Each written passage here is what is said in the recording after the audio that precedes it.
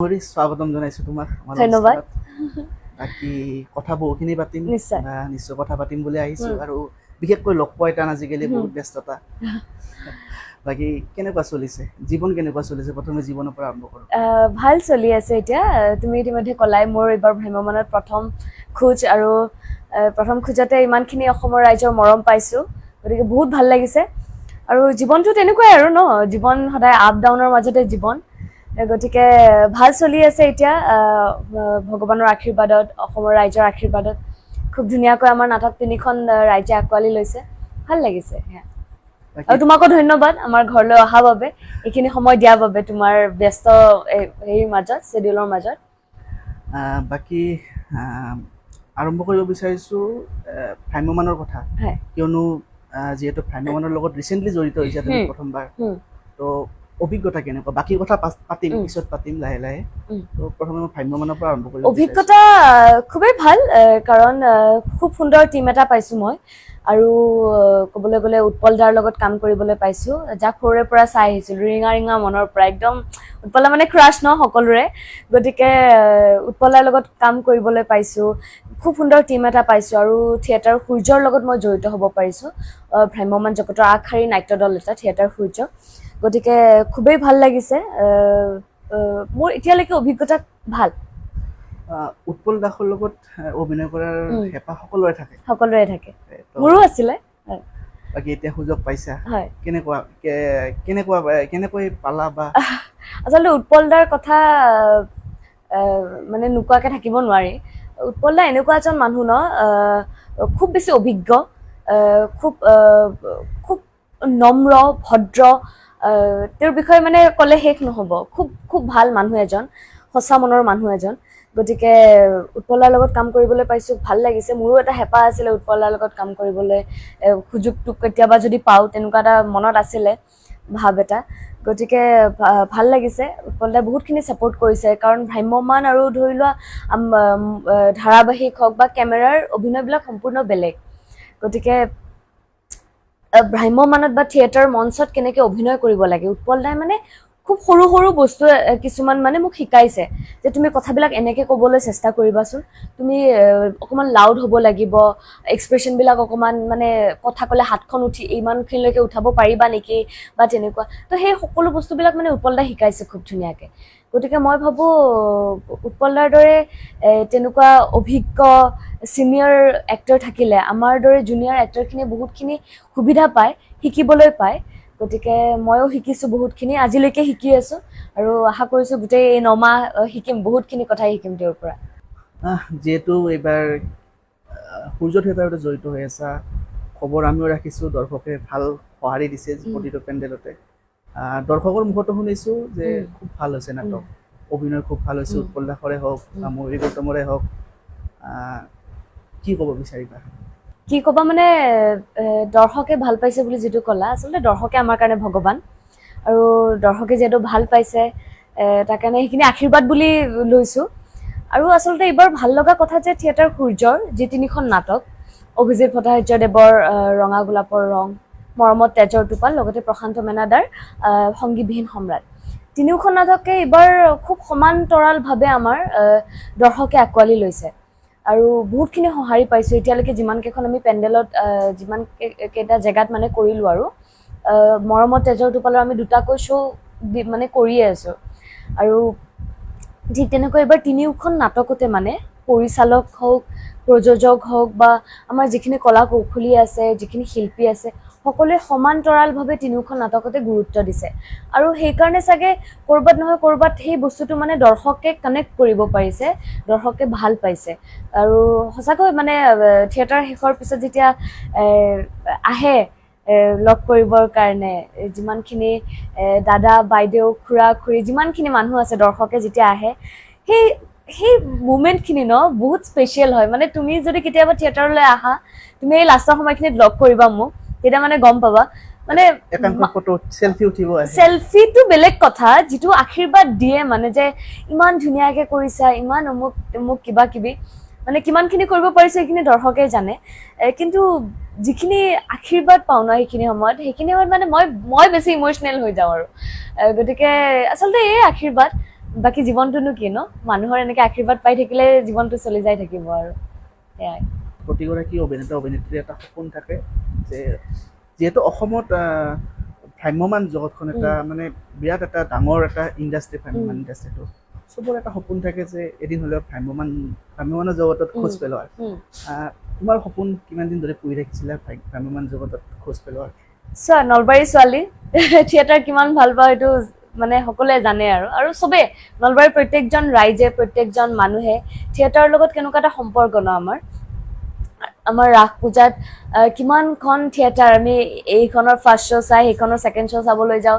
তেনেকুৱা আৰু সৰুৰে পৰা যেতিয়াৰ পৰা জনা হৈছোঁ, বুজা হৈছোঁ, মাহঁতৰ হাতত ধৰিয়েই হওক বা দেউতাৰ লগতে হওক থিয়েটাৰ চাইছোঁ, প্ৰত্যেকখন থিয়েটাৰ। আৰু তেতিয়াৰ থিয়েটাৰবিলাকৰতো কথাই বেলেগ আছিলে আৰু গতিকে তেনেকৈ থিয়েটাৰ যেতিয়া চাওঁ বা যেতিয়া দেখোঁ, কেতিয়াবা মন যায় যে বৰষা বাৰ দৰে যদি ময়ো এনেকৈ অভিনয় কৰিব পাৰোঁ, গায়ত্ৰী বাৰ দৰে যদি ময়ো এনেকৈ অভিনয় কৰিব কেতিয়াবা পাৰোঁ, প্ৰস্তুতি বাৰ দৰে যদি কেতিয়াবা ময়ো এনেকৈ ডান্স কৰিব পাৰোঁ, গাড়ী এখন চলাব পাৰিম, মানে তেনেকুৱা আৰু সেইকাৰণে সপোনটো সেই সৰুৰে পৰা চাগে কিবা এটা হেঁপাহ আছিল যে মঞ্চত অভিনয় কৰিম, কেতিয়াবা থিয়েটাৰত অভিনয় কৰিম, তেতিয়া কেতিয়াবা নলবাৰীতো চাগে ৰাসত সুযোগ পাম এনেকৈ অভিনয় কৰিবৰ কাৰণে। ঘৰৰ মানুহখিনিয়ে হওক বা নলবাৰীৰ যিখিনি নিজৰ মানুহ আছে সেই মানুহখিনিয়ে কেতিয়াবা এনেকৈ চাব, আশীৰ্বাদ দিব, মৰম দিব, সেই বস্তুটো, সেই হেঁপাহটো সৰুৰে পৰা। কিন্তু প্ৰথম সুযোগটোৱে যে উৎপল দাসৰ লগত হ'ব ভাবিছিলা?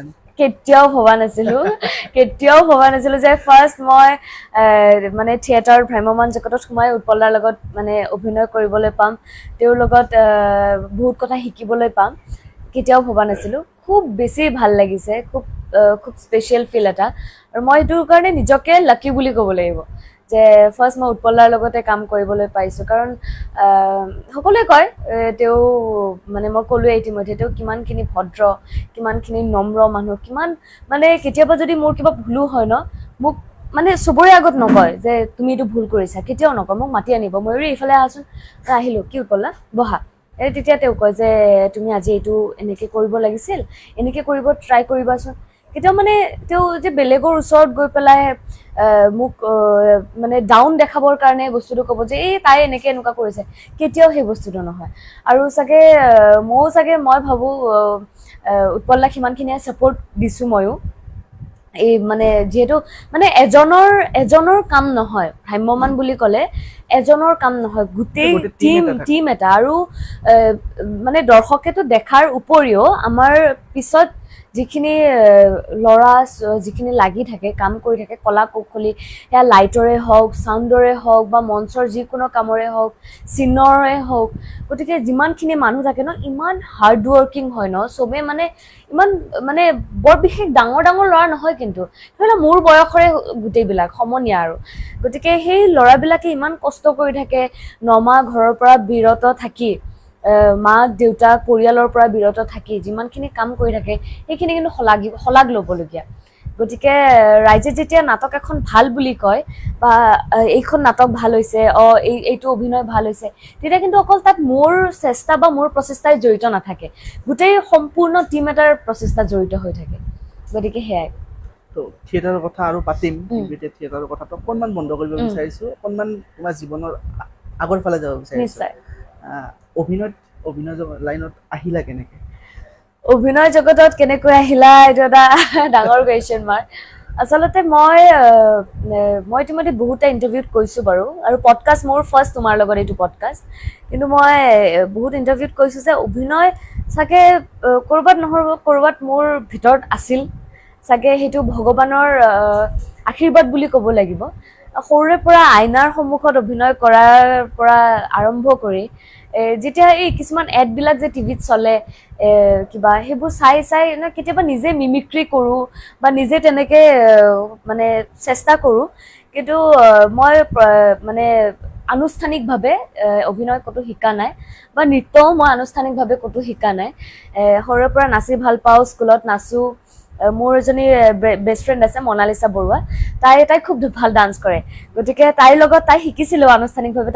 তাই বিহু নাচে, খুব ধুনীয়া বিহু নাচে তাই, গতিকে তাইৰ লগত মই নাচিবলৈ চেষ্টা কৰোঁ আৰু গতিকে তেনেকুৱাকৈ মই অভিনয় জগতত মানে কি হ'ল মোৰ ফাৰ্ষ্ট মিউজিক ভিডিঅ'ত আছিলে সমীৰ বুঢ়াগোহাঁই। তেখেতে মোক এদিন বাৰ লগত দেখিলে, যিহেতু মোৰ বা এজন প্ৰফেচনেল ছিংগাৰ হয়, সকলোৱে জানে, প্ৰিয়ংকা কলিতা। গতিকে তাইৰ লগত মোক লগ পাই পেলাই সুধিলে যে তুমিচোন ডান্স চান্স কৰিব পাৰা। বোলে অঁ পাৰোঁ, তেতিয়াহ'লে গান এটাত অভিনয় কৰিবা এনেকৈ ক'লে। তেতিয়া মই ইমান বেছি ভবা নাছিলোঁ যে সেইটোৱে মোৰ আৰম্ভণি হ'ব মানে। কিন্তু যেতিয়া কৰিলোঁ, সেইটো কৰাৰ পিছতে মই মন্টুমণি শইকীয়াৰ লগত বাগানীয়া চং এটাত অভিনয় কৰিলোঁ। সেইটো আমাৰ ডিৰেক্ট কৰিছিলে উদয় শংকৰ দা। গতিকে ডাইৰেক্ট মই উদয় দাৰ লগত পিছত কাম কৰিব পাৰিলোঁ, মানে মোৰ কাৰণে মানে এটা মিৰাকেল বুলি ক'ব লাগিব গোটেই প্ৰচেছটোৱে। মানে মই কেনেকৈ কি হ'ল, কেনেকৈ গান কৰিলোঁ, গানৰ পৰা কেনেকৈ মই চিৰিয়েলত সোমালোঁ, মানে এটা মানে মোৰ কাৰণে এটা মানে ধুনীয়া সপোন এটা। মানে আগৰ পৰাই একো চিন্তা চৰ্চা নাছিল যে অভিনয় লাইনতে যাম মই, বেলেগত? নাই নাই নাই, চিন্তা চৰ্চা নাছিল। কাৰণ মই ক'লোৱে ইতিমধ্যে আনুষ্ঠানিকভাৱে যিহেতু মই ক'তো অভিনয় শিকা নাই বা নৃত্যও শিকা নাই, গতিকে তেনেকুৱা ইচ্ছা নাছিলে। কিন্তু দেউতাই খুব ছাপোৰ্ট কৰে, মোকে হওক বা বাক হওক। বাৰ ছিংগিং লাইনটোতে, তাই যিহেতু গান গায়, তাই সৰুৰে পৰা গান গাইছে। কিন্তু মানে যেতিয়াৰ পৰা খোজ কাঢ়িব পাৰে, যেতিয়াৰ পৰা তাইৰ মাত ফুটিছে, তেতিয়াৰ পৰা তাই গান গাইছে। আৰু সমান্তৰালভাৱে তেনেকৈ দেউতাই তাইক ছাপোৰ্ট কৰি গৈছে। আৰু ঠিক তেনেকৈ মোকো দেউতাই বহুত ছাপোৰ্ট কৰিছে। গতিকে মোৰ আৰু বাৰ বাবে আমাৰ এই সাংস্কৃতিক যাত্ৰাৰ ৰাজহাড়ডাল বুলি ক'বলৈ গ'লে দেউতা। বাকী যিহেতু বহুকেইখন টিভি চিৰিয়েলো কৰিছা, খুব জনপ্ৰিয় হৈছে সেই টিভি চিৰিয়েল কেইখনৰ বাবে, কেইখনমান চিৰিয়েল কৰিলা এতিয়ালৈ? চিৰিয়েল মই বহুত কেইখন বুলি ক'লে ভুল হ'ব। চিৰিয়েল মই 2খন কৰিছোঁ। মোৰ প্ৰথম ধাৰাবাহিক আছিলে ৰং চেনেলত, তোমাৰ মৰমে মোক। মই যে ক'লোঁ উদয় দাৰ লগত কাম কৰিছিলোঁ, তো সেই উদয় দাৰ লগত যিটো মিউজিক ভিডিঅ' আছিল, সেই মিউজিক ভিডিঅ'টোতে আমাৰ ডিৰেক্টৰ, মোৰ যিখন প্ৰথম ধাৰাবাহিকৰ ডিৰেক্টৰ অমিতাভ বৰা, তেখেতে দেখিছিলে আৰু দেখি পেলাই মোক কণ্টেক্ট কৰিছিলে যে মানে চিৰিয়েল এখন আছিলে, কৰিব পাৰিবা নেকি বুলি। কিন্তু মোৰ তেতিয়া বিশ্বাস হোৱা নাছিলে, কাৰণ মানে আমি সচৰাচৰ মানুহক বিশ্বাস কৰিব অকণমান টান পাওঁ ন। আৰু বিশেষকৈ এইটো ক্ষেত্ৰৰ মানুহক আৰু অকণমান বিশ্বাস কৰিব অকণমান টান লাগে আগতে মানে। গতিকে যেতিয়া মানে মোক ফোন কৰিছিলে, তেতিয়া মই ইমান বেছি গুৰুত্ব দিয়া নাছিলোঁ। কিন্তু তাৰপিছত মোক আকৌ বেলেগৰ জৰিয়তে মোক ফোন কৰিলে। এজন মোৰ দাদা আছিলে, দাদাৰ জৰিয়তে মোক ফোন কৰালে যে এনেকুৱা কথা, তাইক বিচাৰিছে, ভাল হয় ডিৰেক্টৰজন এনেকুৱা, গতিকে কৰিব পাৰিব নেকি। তেতিয়া মই দেউতাহঁতৰ লগত কথা পাতিব দিলোঁ, মা দেউতাৰ লগত কথা পাতিব দিলোঁ। মা দেউতাৰ লগত কথা পতাৰ পিছত গুৱাহাটী গ'লোঁ, অডিশ্যন দিলোঁ, চিলেক্ট হৈ গ'লোঁ, চলি গ'ল আৰু ধাৰাবাহিক তোমাৰ মৰমে মোক ৰং চেনেলত। সেই ধাৰাবাহিকখন কিন্তু খুব জনপ্ৰিয় হৈছিল। খুব জনপ্ৰিয় হৈছিল, মোৰ প্ৰথম ধাৰাবাহিক। সেই ধাৰাবাহিকখনৰ পৰা মানে ময়ূৰী গৌতমক বহুতে চিনি পোৱা হৈছে। হয় হয়, সেই ধাৰাবাহিকখনৰ পৰা অসমৰ ৰাইজে মৰম দিছে, আশীৰ্বাদ কৰিছে। গতিকে ভাল লাগে আৰু এই যাত্ৰাটো। ধাৰাবাহিকৰ তাতে যি ধাৰাবাহিক যে কৰিলা তুমি, তাতে যি ইমান দিন থাকিলা, শ্বুটিং কৰিলা, তাৰে কিছু অভিজ্ঞতা যদি ক'ব পৰা আছে? অভিজ্ঞতা নিশ্চয়। মানে ধাৰাবাহিকৰ বস্তুবিলাক কেনেকুৱা হয় ন, ডেইলি মানে এটা চাকৰি জীৱনৰ দৰে। মানে সদায় ৰাতিপুৱা ওলাই গৈ পেলাই সদায় গধূলি আকৌ ঘূৰি অহা সেই ৰেগুলাৰ শ্বুট থাকে। সেই এটা মানে চাকৰিয়াল জীৱন এটা আৰু এনেকুৱা। গতিকে অভিজ্ঞতা ভাল। কিন্তু মই এতিয়ালৈকে মানে টাচ উড, ভগৱানৰ কৃপাত অভিনয় জগতত যিমানখিনি মই কাম কৰিছোঁ, মোৰ এতিয়ালৈকে অভিজ্ঞতা বুলি ক'বলৈ গ'লে মোৰ বিশেষ বেয়া অভিজ্ঞতা এটা নাই হোৱা। মই বা বেয়া মানে পৰিস্থিতি এটাৰ সন্মুখীন নাই হোৱা এতিয়ালৈকে, ভগৱানৰ কৃপাত। গতিকে অভিজ্ঞতা ভাল। কেৱল মোৰ এটা বস্তু মোৰ এতিয়াও মানে মই শ্বেয়াৰ কৰিছোঁ আৰু সেই মমেণ্টটো। এবাৰ মই যোৰহাট গৈ আছিলোঁ। যোৰহাট মোৰ ফ্ৰেণ্ডৰ বা এজনীৰ ঘৰত গৈ আছিলোঁ। গতিকে যোৰহাটত যেতিয়া আমি গৈ আছিলোঁ, তেতিয়া ৰাস্তাত হাইৱেত আমি ৰখিছিলোঁ, কাৰণ মোৰ বাথৰুম যাব লগা আছিলে। আৰু এতিয়া বাথৰুম ক'ত যাম, হাইৱেতটো বাথৰুম যাব নোৱাৰি, আৰু সেইখিনি মানে এইটো ওৱান ৱে হৈ আছিলে এনেকুৱা। গতিকে আমি মানুহ এজনৰ ঘৰত গৈ পেলাই গধূলি, আৰু সেইখিনি সময় 7:30-8 বজাত, আৰু মানুহৰ ঘৰত গৈ পেলাই বাথৰুমত মই যাব লৈছোঁ, মাত দিছোঁ, বাইদেউ বাথৰুম যাব পাৰিম নেকি। সিহঁতে মানে মোক দেখি চিঞৰি দিছে। কিয় চিঞৰিলে মানে সেইখিনি ইমান অনুভৱ নহয় ন, মানে এই হঠাৎ 7:30-8 বজাত মানে কিয় চিঞৰি দিছে। মোৰ সঁচাকে মানে মোৰ সাংঘাতিক ভয় লাগি গ'ল। তোমাৰ চিৰিয়েল চাই আছিলোঁ আমি ভিতৰত, তোমাৰ চিৰিয়েল চাই আছোঁ, তুমি ঘৰৰ বাহিৰত বোলে। মানে সেই বস্তুটো মানে সেই মোমেণ্টটো ন মোৰ কাৰণে মানে আচৰিত মই মানে কি কৰিম কি নকৰিম মানে আচৰিত এটা মোমেণ্ট আচৰিত মানে ভাবিছো আচৰিত এতিয়া মই কাৰোবাক মানে মই নকওঁ যে মই ইমান বেছি কিবা ডাঙৰ এটা কিবা কাম কৰিছো নাই কৰা কিন্তু সৰু সুৰা সেই সাধাৰণ মানুহখিনিৰ যে মৰম ন সেই যিখিনি তেওঁলোকৰ হেঁপাহ সেইখিনি খুব বেছি ভাল লাগে এতিয়া ধৰা মই আজি টিভিত চাই আছো বৰষাবাক যদি এতিয়া আমাক যদি নক কৰি পেলাই কয় কেনেকুৱা লাগিব পাৰে ভাবা এটা আনন্দ হ'বই আৰু নিশ্চয় এইটো সেই বস্তুটোৱে মানে খুব বেছি ভাল লাগিছিলে সেই মোমেণ্টটো মই শ্বেয়াৰ কৰিলো তোমাৰ পডকাষ্টৰ জৰিয়তে বাকী আৰু কিছুমান কেতিয়াবা কিছু কথা ওলাই থাকে যে সাংস্কৃতিক জগতখনত কিছু মানে কেতিয়াবা কিছু মানে সঁচা কথা ক'ব গ'লে কিছুমান বদনামো ৰৈ যায় কি ক'ব বিচাৰিবা এইসমূহ কিমান প্ৰাসংগিক এতিয়া চোৱা বদনাম বুলি ক'লে বা সেইটো আমাৰ সাংস্কৃতিক দিশটোত মানে কেনেকুৱা হয় ন আজি তুমি মোৰ ওচৰলৈ আহিছা মই গোটেইখিনি কথা খোলাখুলিকে কৈ আছো কিন্তু তুমি জানো তোমাৰ কথাখিনি খুলি কৈছা গতিকে আমাৰ জীৱনটো কেনেকুৱা হয় ন এখন খোলা কিতাপৰ দৰে কিন্তু বেয়া মানুহ ভাল মানুহ বুলি ক'লে সমাজত চব ক্ষেত্ৰতে তুমি নোপোৱা জানো তোমাৰ ঘৰৰ পৰা আৰম্ভ কৰি তুমি য'ত কাম কৰা তাত ভাল মানুহ বেয়া মানুহ আছেনে থাকিবই য'ত ভাল আছে তাত বেয়াটো থাকিবই গতিকে ঠিক তেনেকুৱাই আৰু সাংস্কৃতিক দিশটোত কেনেকুৱা ক'বলৈ গ'লে ভাল মানুহো আছে বেয়া মানুহো আছে এতিয়া তোমাৰ ওপৰত সেইখিনি মানে নিৰ্ভৰ কৰে যে তুমি কাৰ লগত মানে কাম কৰি পেলাই তুমি ভাল পাইছা কাৰ লগত কাম কৰি তুমি বেয়া পাইছা সেইটো তোমাৰ নিজৰ ওপৰত নিৰ্ভৰ কৰে এটা কথাও আছে যে মানুহৰ ভালটোতকৈ বেয়াটোহে বেছি ওলায় সেইটোতো ওলাবই এইটো মানে এইটো কি ক'বা আৰু এইটো প্ৰকৃতিৰ নিয়ম আৰু মানে ভালটো নকয় খুব সোনকালে বেয়াটো কয় কিন্তু তাৰ মাজত কিছুমান এনেকুৱাও মানুহ আছে যে ভালটো কিন্তু বহুত বেছি মানে ভালটোহে আগতে কয় গতিকে সেই মানুহবিলাকৰ লগত থাকি নিজৰ জীৱনটো সহজ কৰিব লাগে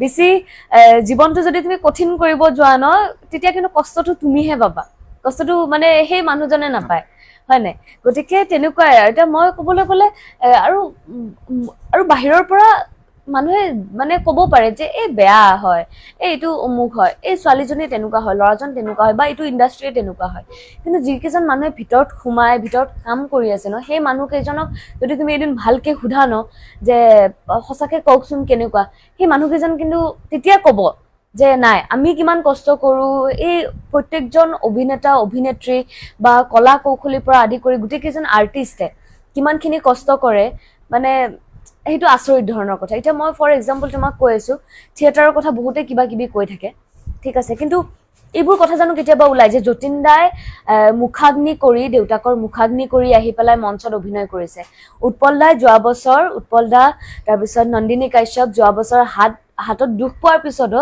উৎপল দাটো ফ্ৰেকচাৰ হৈ গৈছিলে তাৰ পিছতো তেওঁলোকে গোটেই সেই যাত্ৰাটোত কিন্তু অভিনয় কৰি আছিলে কেতিয়াও কিন্তু এনেকুৱা নাছিলে যে অভিনয় কৰিব মানে নকৰো মোৰ হাতখন দুখ পাইছো মই নকৰো কিন্তু সাধাৰণ মানুহ এজনৰ কেনেকুৱা হ'ব তুমি চাকৰি কৰি থাকিলে তোমাৰ যদি হাতখন কিবা হয় ভৰিখন তুমি ছুটি ল'বানে আমি ছুটি ল'ব পাৰো জানো কেতিয়াওতো নোৱাৰো কাৰণ আমি সেই সমাজৰ প্ৰতি আমি দায়বদ্ধ প্ৰত্যেকজন সেই ৰাইজৰ দৰ্শকৰ প্ৰতি আমি দায়বদ্ধ আমাৰ যিমানে প্ৰব্লেম যি নহওক কিয় আজি মোৰ বুলি নহয় মানে যিমানে যি নহওক কিয় যোৱা বছৰ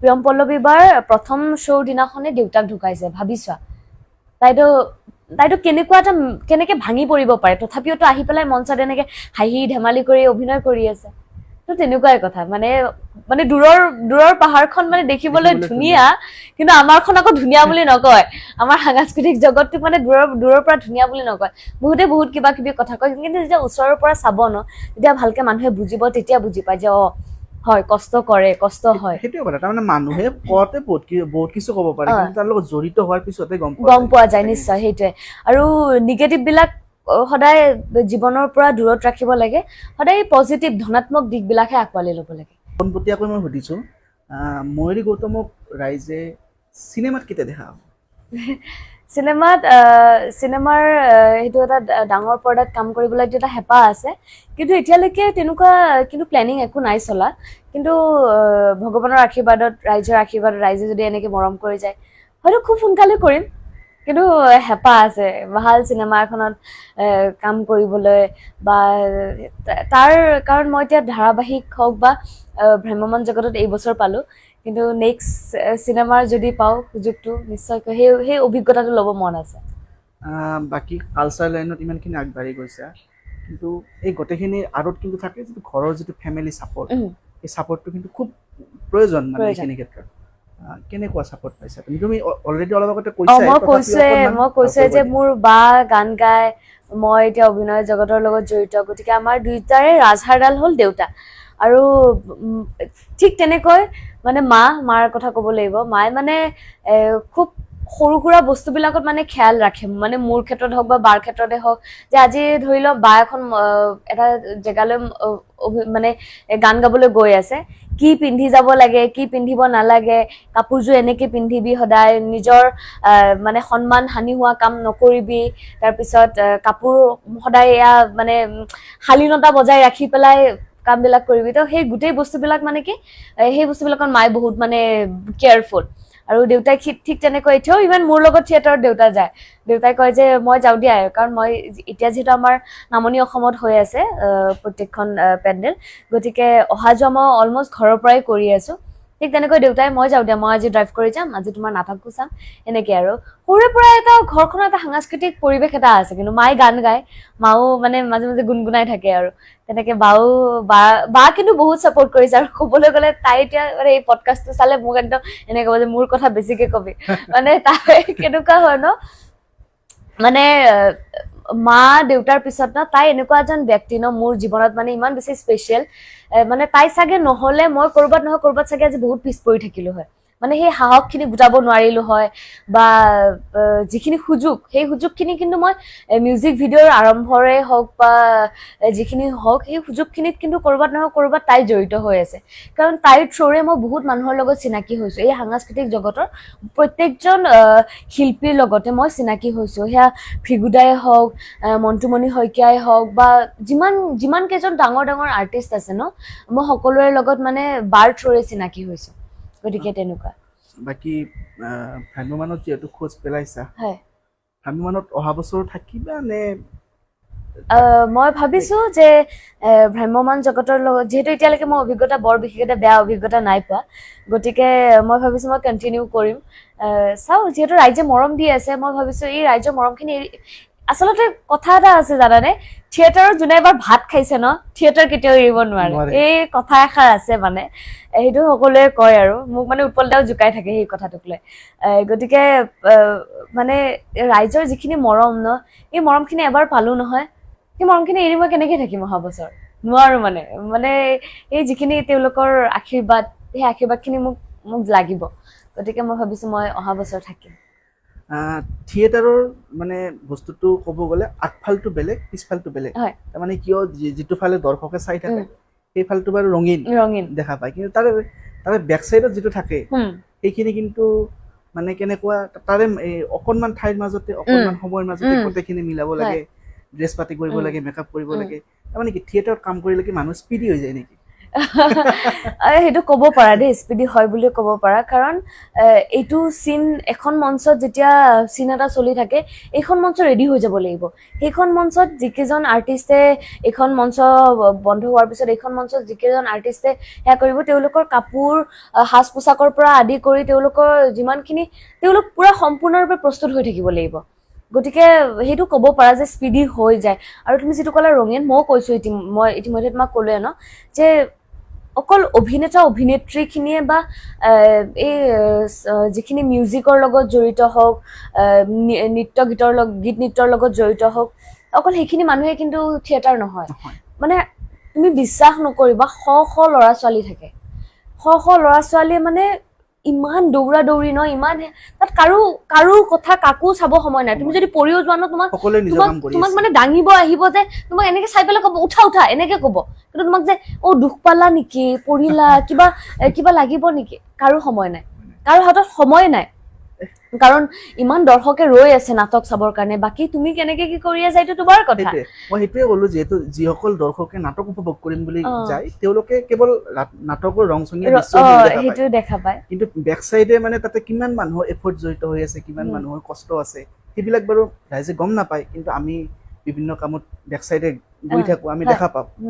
সেইকাৰণে সুধিলো আৰু কথাটো। আৰু সৰুতে মই যদি সঁচা কথা কওঁ, সৰুতে মই ভাবিছিলো যে এটা মানুহে এবাৰ ইয়াতে কেনেকৈ আহিব বেলেগ বেলেগ মানুহ নেকি তোমাৰ তেনেকুৱা এটা হয় হয় এনেকুৱা এটা ধাৰণা আছিল মানে মোৰো আছিল এটা ধাৰণা যে ইমান সোনকালে কেনেকে ড্ৰেছ চেঞ্জ বিলাক কৰে ডান্সৰ মাজতে 5 ছেকেণ্ডৰ ভিতৰত ড্ৰেছ চেঞ্জ হৈ গ'ল কিবা হৈ গ'ল সেইবোৰ বহুত ধাৰণা মোৰো আছিল যেতিয়ালৈকে কাৰণ সৰুৰে পৰা থিয়েটাৰ চাইছো গতিকে সেই ধাৰণা কিছুমান থাকে কিন্তু এতিয়া গম পাইছো যে খুব খুব কম সময়ৰ ভিতৰতে কষ্ট হয় কিন্তু দেই কষ্ট নাই হোৱা বুলি ক'লে এইটো মিছা হ'ব কষ্ট হয় আৰু কষ্ট কৰিবই লাগিব কাৰণ দৰ্শকৰ মনোৰঞ্জনৰ কাৰণে আমি কাম কৰি আছো গতিকে তেওঁলোকক মনোৰঞ্জন দিবৰ কাৰণে আমি এতিয়া তেওঁলোকক সেই কষ্টখিনি দেখুৱাব নোৱাৰো আমি তেওঁলোকে সদায় এটা ৰঙীন বস্তু এটা চাব বিচাৰে বা সকলোৰে জীৱনত বিভিন্ন ধৰণৰ কিছুমান প্ৰব্লেম নাছে জানো সকলোৱে কিছুমান প্ৰব্লেমৰ মানে মাজেৰে সমস্যাৰ মাজেৰে জীৱনটো অতিবাহিত কৰি আছে কিন্তু তাৰ মাজতে দৰ্শকে আমাৰ ওচৰলৈ আহিছে কিয়